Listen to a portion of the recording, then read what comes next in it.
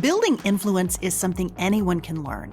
It's an investment you can make in yourself, and it can hold the keys to achieving your dreams and having the life and impact you want to have. I'm Laura Cox Kaplan. I've learned a lot over 3 decades about building and sustaining influence and how using it effectively can make a big difference in your life and career. Here on She Said podcast, we're digging into the different dimensions that help us build and sustain influence. If you thought being an influencer was just for social media, think again. Whether you're starting a business, raising money for a cause, negotiating a promotion, running your household, or trying to connect with those who don't share your views, understanding and using the different dimensions of influence will increase your chances of success, whatever your goals may be. Listening to She Said podcast is a smart, efficient investment you can make in you. I'm really glad you're here, and I'm excited we're on this journey together. Hey friend, welcome to this bonus episode of She Said podcast. Over the next few weeks, I'm going to be taking a break, but I'll be sharing a few repackaged past episodes, just a few that really resonated with listeners and that generated so much great feedback. The topic of this week's episode is a personal favorite of mine. It's about the power of story and how we can learn to use our stories effectively to build a strong brand. But it's also, and this is my favorite part, it's also about how stories, especially the ones that we tell ourselves, can be so important to our overall mindset, and they can directly impact how we see the world. Who better to guide us in this conversation than professional storyteller and author Kindra Hall, who actually joined me in episode 166. I have repackaged that episode and edited it down for time just a bit. You can always go back and listen to the full episode if you'd like to. Again, it's episode 166. You'll find it on my website at shesaidpodcast.com or wherever you listen to podcasts. Here is the repackaged episode with Kindra Hall.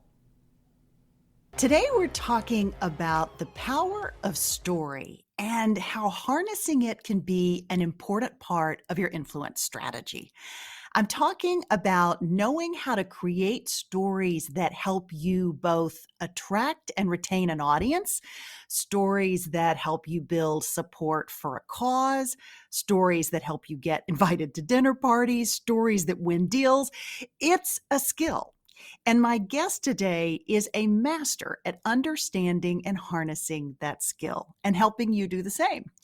Kindra Hall is a professional storyteller. She started winning awards as a child when she captivated audiences with her ability to tell a story. She took that talent and turned it into a career which includes not only keynote speaking about storytelling and the power of story, but also online courses, a successful podcast, and 2 books so far. Kindra's first book is entitled Stories That Stick: How Storytelling Can Captivate Customers, Influence Audiences, and Transform Your Business. That book debuted at number 2 on the Wall Street Journal bestseller list, and Forbes magazine said it may be the most valuable business book you will read. Pretty high praise. Her second book is slated for release in January 2022. It's entitled Choose Your Story, Change Your Life. Silence your inner critic and rewrite your life from the inside out. It echoes a topic that we talk about on this podcast so much, this idea of mindset. In today's conversation, though, we're going to dig into the power of story and talk about how to harness it to build influence. But we also will talk about how Kindra took her talent and turned it into something that provides a unique offering for others, despite naysayers who questioned her along the way. It's a really important component of Kindra's story. And now my conversation with Kindra Hall. Kindra, welcome to She Said. Oh, thank you so much for having me, Laura. I'm just thrilled to be here. I'm so thrilled to have you. I have been a big fan not only of your book, the first book that was out, but also your terrific podcast called Success Stories, which I really enjoyed. I know you've transitioned out. We'll talk about that Yeah. in a second, but I'm really happy to have you here today. Oh, as we were talking just briefly before, it's so great when two podcasters come together. So Female podcasters exactly, too. even more so. Yes.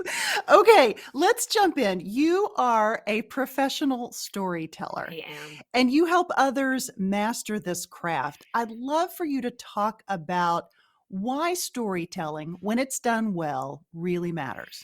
Yeah, I think that there are so many different layers to the power of storytelling, and more they're being revealed, I think, every day. Stories are how we connect to people, they're how we relate, they're how we make sense of ourselves and the world around us. And I remember one of the first times, as we look back on our lives and we have these different moments, and it's only when looking back we're like, oh, that was a moment. But I remember I was in the minivan with my family. I grew up in northern Minnesota, so I grew up in Minnesota, and then we had a cabin in northern Minnesota, so we would drive to the cabin on the weekends. And my dad was listening to sports on the radio, my mother was trying to read a book, complaining that my dad was listening to sports on the radio.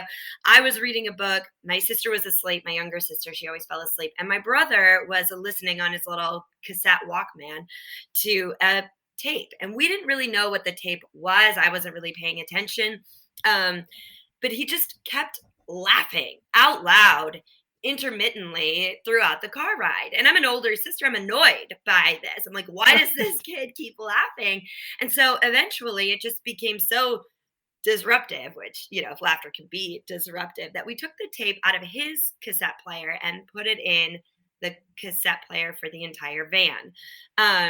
And it was a tape that was recorded at the National Storytelling Festival, an event that happens the first weekend in October in Jonesboro, Tennessee, where storytellers come, people who all they do is tell stories. It's not with agenda or marketing or for sales, but just to share stories. And sure enough, that cassette tape started playing, and you had 5 different people: me, my brother, my sister, my mom, and my dad.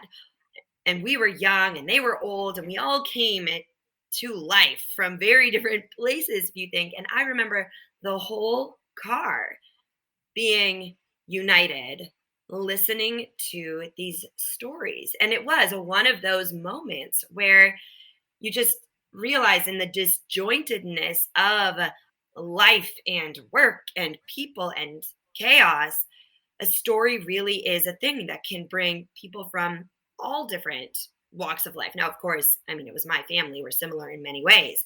Uh, but that is a power that, no matter if you're in a minivan, no matter if you're in a boardroom, no matter if you're in the shower and you're talking to yourself just in your own head about your stories of who you are and what you're about. Stories really, I mean, they run the world. Yeah, I love what you just did there because you illustrated the power of Uh, story with a story. I can't help it. I can't help it. It just is. Yeah, yeah. Yep. There you go. You got me. You caught me. I love it. I love it. So I'd love for you to talk a little bit about how you got your start. You recognize this power of story, but when did that moment happen when you knew this was going to be something for you, and how did you get started? It was a series of moments. I would have these standout experiences that it started when I was very young. I told my first story as an assignment in 5th grade. And again, watched everybody, like I could hold them in the palm of my hand as I was telling them stories. I studied storytelling in college and for my master's thesis, examining the role of stories in organizational culture, like how it, and this was even before culture was such a big an important word, or it was, but I feel like it's only gained more importance in the meantime. But watching within an organization how stories shape the understanding of who we are and what we do. Um, at the same time, I grew up going to, after we heard that cassette tape of the National Storytelling Festival, I started attending the festival. I entered a competition where the prize was you got to tell at this storytelling festival. So then I started going to storytelling conferences and more festivals and really seeing. And I think that's a big difference between myself and, because a lot of people now, especially in business, are recognizing and espousing the value of storytelling. But I didn't come to storytelling first from business or marketing. I came first from sitting in tents at the feet of great storytellers.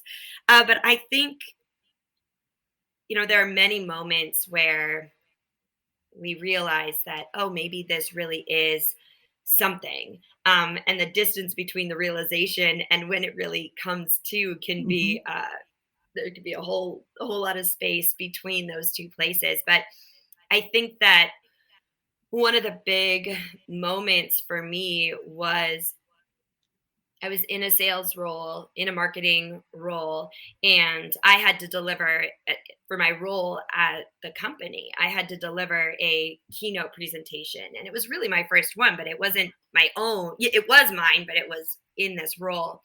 Uh-huh. And I really spent the majority of that time telling stories.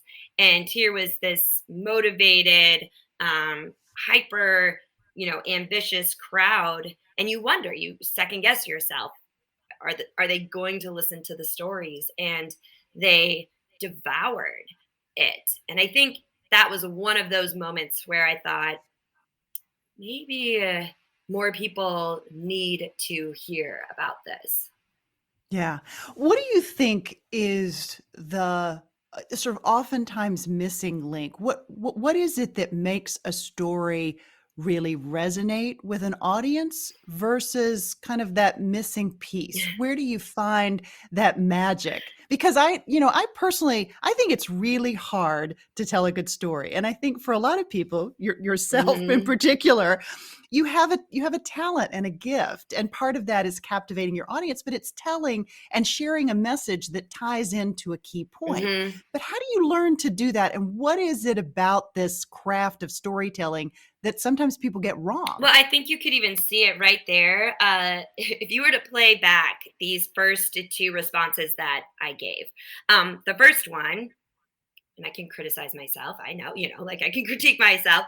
The I think you did Well, great. so the first one, I told a story, and I told about the minivan and what we were feeling and what was happening. And my guess is, Laura, you were, and the listeners too, you were in a mini. Were you sitting in the minivan with me? Were you? For Okay, sure. you were picturing. So and what I'm to answer your question. So that was a story. Then, if you were to go back and listen to my response to your second question, when you were asking, when did you really get started? I didn't tell a story. I told like maybe a mini, like the beginning of a story where I was giving a keynote at a sales conference, but I didn't, like, you probably weren't in the audience with me or on the stage with me. And I talked about that I had these different credentials and this fascination. So that's where people go wrong is Mhm. but an average person would say that second response I gave was, oh, she was telling her story. No, I wasn't. I was just telling you about me. But you're Mhm. not going to remember that answer the same way you remembered my first answer. And that's where people miss it, is they don't Mhm. tell a story. So can I share with you another story? Yes, please. Just last night, I had the opportunity to go see this show on Broadway called Freestyle Love Supreme. And basically, it is a musical improv. It was started by Lin-Manuel Miranda. And they use the audience. You yell out words, and then the actors and musicians on stage act it all out. Well, at one point in the show, they call out to the audience and they say, give us a word. Um, we need a word of something that you cannot live without, something that just you love, like is a part of your life.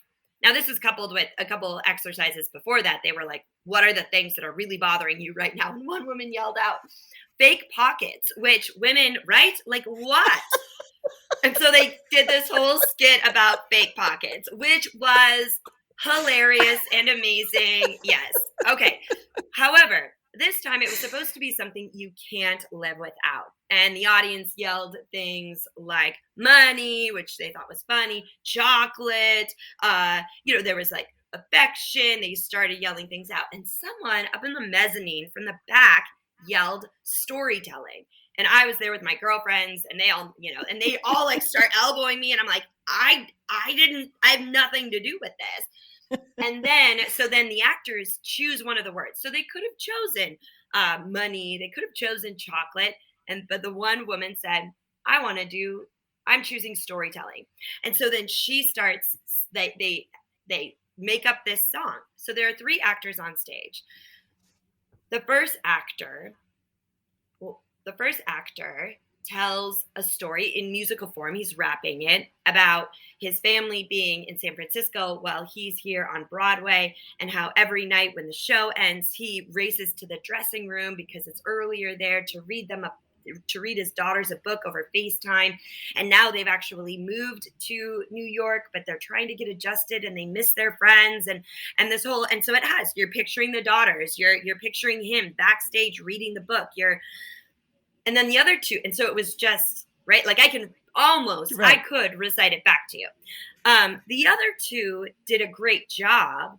However, what they said, the first said, I want to hear the stories from my grandparents. I want to be able to tell the stories from where I came from, talking about storytelling.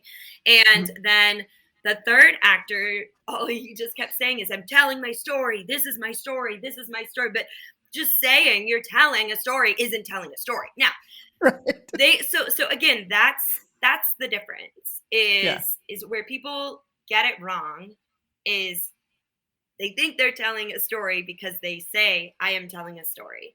But there's more to it. It needs those. And in Stories That Stick, I talk about the 4 key components that make a story great. And it's having identifiable characters, which in the 2 story examples that I gave you, my own story in the van and the story of the guy on stage, like you were picturing his daughters, and you're hearing this secondhand from me. Like I'm trying to remember what he said last night, but I can. It needs so identifiable characters, authentic emotion. There needs to be real emotion in it, a moment, an opportunity for the listener to see themselves in the story, and then to drive it home, very specific details. So even me describing the cassette tape, the Walkman, you were probably picturing that. The gentleman on stage last night said the title of the book that he was reading to his daughters. Now, I distinctly realized that his daughters are a different age than my kids because it was the title of a book that I don't know, but other people were laughing about it because they have kids that age and they're all reading that book to their kids. Long answer, but hopefully that helps to illustrate the biggest missed opportunity. Completely. I think it's the perfect illustration. I absolutely love it. Okay, so this season on She Said podcast, we're doing a deep dive into the levers that help us build influence. And storytelling, I think, is one of the perfect elements of this idea of how we build influence. But I'd love for you to talk a little bit about how you see that connection between personal influence and storytelling. I mean, I think that because stories are programmed into who we are as humans, they are the most powerful, and at the same time, when used for good, and not lying. Okay, so storytelling is not lying. Okay, it's not making things up, but also the most authentic. If you think about the people that you are influenced most by, they are people that you feel like you know. And when we feel like we know someone, we trust them or we don't. But if it's, let's go down the path of we feel like we trust them, we feel like we like them more, we can relate to them. And that is all, those are necessary ingredients for influence. So in terms of outward influence, storytelling is an obvious choice. Additionally, I think some of the most, especially for women, the most important people we need to influence are ourselves, and Right. to like influence us to take that risk or to move in this direction or to like how do we it need like internal influence is equally as important, because if you aren't fully influenced by your own personal power and who you are and what you're here to do outside of anyone else, how can you ever effectively influence outwardly? So I've found the personal influence, the internal influence is a journey, for certain, just like most things are. But that's what I would say, how storytelling is important on those two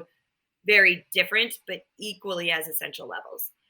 Yeah, I love that, and it obviously takes us into your second book, Choose Your Story, Change Your Yep. Life, which I want to talk about in a second. But it's a really interesting lead up to that idea of leading to the stories that we tell Yeah. ourselves. Yep, and I think that, and before going to talk a little bit more about the outward influence as well, because I said the word and I heard myself say it, the word authenticity, which is a big buzzword in business and one that women are paying very close attention to. We also have vulnerability. How do you know, how do you show your humanness? And I think that again, business is all about people, and instead of and and the wholeness, so you will be more equipped to influence people if they have a better sense for the wholeness of you as a person. The problem is we often edit that wholeness out, and a way to bring it back in our humanness is to be consciously sharing stories. I mean, almost systematically, to be like, oh, this week I have our weekly meeting. I need to make sure that I open it and or close it with a story about me, a story about something that happened that week, and maybe it ties into like the key message of the meeting that week, but really seeing each one of those opportunities as an opportunity to re-inject humanness, which then only leads to more authentic influence. Right, right.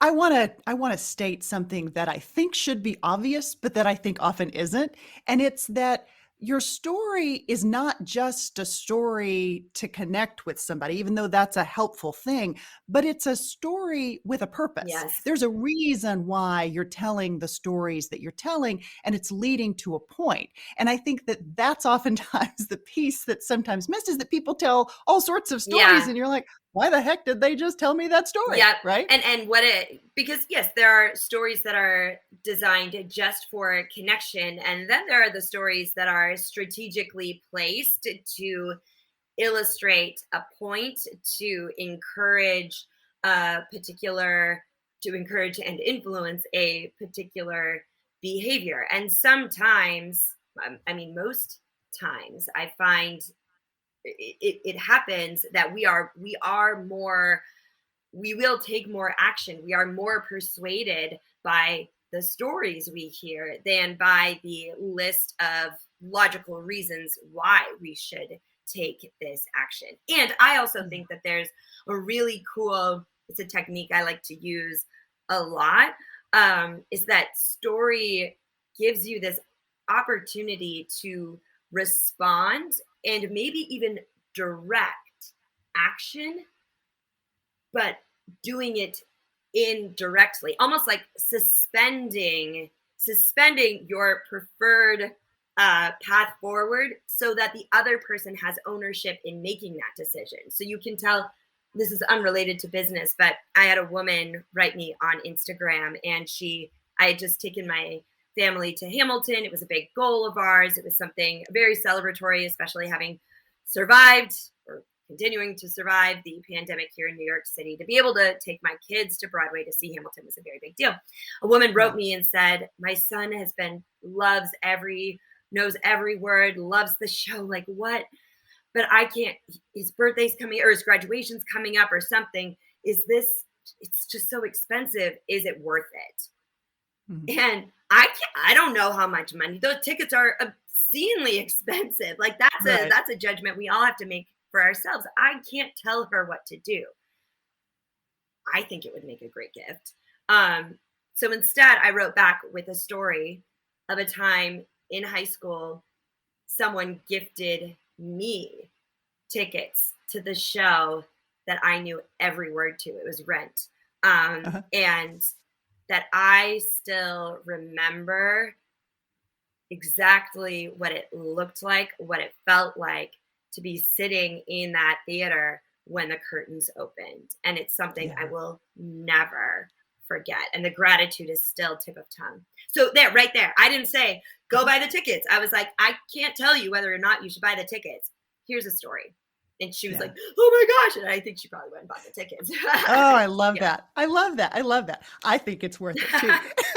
But you're right. It's also expensive. On Disney Plus. So there you go. So I would love for you to talk a little bit about the process that you go through. And you mentioned this a couple minutes ago, talking about the importance of reflection as you think about your stories, right? What's your process for developing stories and thinking through those points and generating that material that you can pull from? What kind of process do you go through for that? For me, it varies. I am constantly, right now, a lot of what I'm doing is watching the stories that are happening right in front of me. So you really have two options when it comes to story material: stories that happened in the past and you remember them, or stories that are happening right here in front of you and you notice them. So actually, that story about the show I went to last night, I just remembered it when I woke up and jotted down, freestyle love supreme. 2 people didn't tell a story, 1 person did. And I have a little notebook that I just keep my little stories in. So that's there's one side of it where it's having stories available. And in terms of the story process, I often think about what is the theme? If I need a particular story for something, what is the message I want to deliver? And then what is a story I could tell to illustrate that message? So it's that combination. And remember, it's finding the stories, an event that has it, that there's a moment, that there's characters, that there are emotions. And sometimes it's harder to find than others. I was actually just looking for a story, trying to find a story just earlier today. And I went out to the living room and I said to my husband, hey, I need a story about this. And I'm drawing a blank because a lot of times our stories don't sound like stories to us. They just sound like life, right? And so we don't see them for and if that can happen to me as the person who's a professional storyteller, it could certainly happen to you. But I went out to get kind of that outside perspective. And I said, and then he gave me a few ideas. And it was okay, now I can go back and find specific moments, specific events in my life to use as stories. Mm-hmm, mm-hmm. I love that. I think that's great. You also do an amazing job on your Instagram. You're Kindra with an I, Kindra Hall on Instagram. You do a great job of illustrating this power of story through your Instagram, where you're telling little vignettes with some regularity. And I love that. I think that's how I originally found you. And then I found Success Stories. But I would urge folks listening to take a look at Kindra's Instagram because it's really terrific. Okay, so let's talk a little bit about building a career as a storyteller. And I've heard you talk about the fact that when you first thought about making this a career, there were lots of people who second guessed you. Well, is that really a real thing? And, Yeah. how do you, is this a real job? How did you deal with that second guessing as you were trying to get your start? I mean, I don't think second guessing is easy for anyone, when you're second guessed about something, especially when I was just getting started, I didn't know for sure. Like I was making it up. I didn't know. And so it was hard. I remember at the time so I had left my job. My plan was to start this company for storytelling, but I didn't really know what it was going to be or what was going to happen. And then a week after I quit my job, I found out I was pregnant. And of course, we were delighted, but it kind of meant then that my made up job would, the baby took all of that brain. I mean, my son, my firstborn, is brilliant. I think he stole it from me. Like now that I think about it, I'm like, you took that. Because here I was, like I wasn't working and I was trying to figure out. So it went through so many different iterations. And then when then I had a second child, and then I wrote a book of stories, and then, I was trying to find my way. And then I finally decided that I was going to teach people how to do storytelling. And yes, I had friends come and say, who's going to buy that? Like, what even is that? And I think that what I did, and this is something that I recommend to everyone, is I didn't know if it was going to work or not, but I was very aware. So two things. Number one, in those moments of self-doubt, I would go back and very consciously look at my life and pull up some of those very key moments that sometimes just get lost in they aren't key unless you identify them or peg them or choose them as key stories. Right. But like the time that I told a story on a whim for a talent show, for the Minnesota State Fair talent show, and ended up making it to the final round and was telling a fairy tale to 15,000 people, and got second place because I went a little over time. I do that from time to time. Or that my boss at the Outback Steakhouse when I was in college, who was just this hot-headed Costa Rican guy, found out that I did this storytelling thing. And then he would have me tell stories to his key guests, which were the movers and shakers of Fargo, North Dakota, because the Outback Steakhouse was the fanciest restaurant there was. He would have me go to the tables while I was have somebody else bring the Diet Coke to my table and have me tell stories in the Outback. There have been time after time after time of happenings in my life. And I think anybody, if you were to look back over the course of your life and look for these and see them as stories, that it was this was destined to be. And I'm a big believer in destiny and trying to find your way there. And these were in the new book, I call them the bricks on my yellow brick road to whatever this Emerald City was for me. And so I would tell myself these stories of, listen, I don't know how much farther I have to go to the Emerald City. I'm not even really sure what it looks like or who's there, or how to get in. But I have these stories that are showing me that this is the path I'm supposed to be on. So that was a key thing. And I think that's really important anytime you're facing self-doubt or you're trying to build confidence, kind of like Dorothy in her shoes. It's in you already. You just have to choose to see it for that. And then the second thing that I feel like I've always been pretty good at, we all have our moments, I mean, 2020 being one of them, is understanding these pauses, these questions, is that really going to work, as the middle of the story.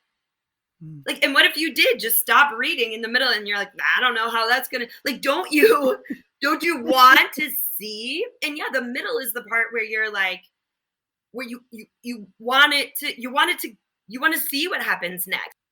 Yeah, and just being willing to put faith in yourself and in these moments. That's really great advice. So the your second book is coming out in January of 2022. Hmm. We talked a little bit about that at the beginning of the conversation, but I'd love for you to talk about why did you decide to write this second book? Yeah. It I have to say, I'm really excited to read it. I've been reading the little excerpts, but I'm really looking forward to reading it because it taps into something we talk about on this podcast a lot, which is, a version of this idea of mindset, Hmm. right? In Absolutely. in your case, it's the stories you tell yourself, but it's the Yep. mindset that you're approaching the experiences that you're having with. So talk about why this book. When was that moment where you're like, okay, this is the book I have to write next? It's funny that you ask because the book I planned to write next, that seemed like a very natural progression as I was had released stories that stick, and when you're a writer you start thinking about what's next. And my thought was that I would write stories that stick, but like the leader, like a more Mhm, like more in depth on leadership or even women, and like how mhm, professional women can use stories. That's what logically made the most sense. But I started to notice, even when I was on stage or when I was posting on Instagram, or whenever I would talk about this idea of watching the stories I'm telling myself, or making different choices in what stories I tell to help get me through a particular barrier, or um, a limiting belief, that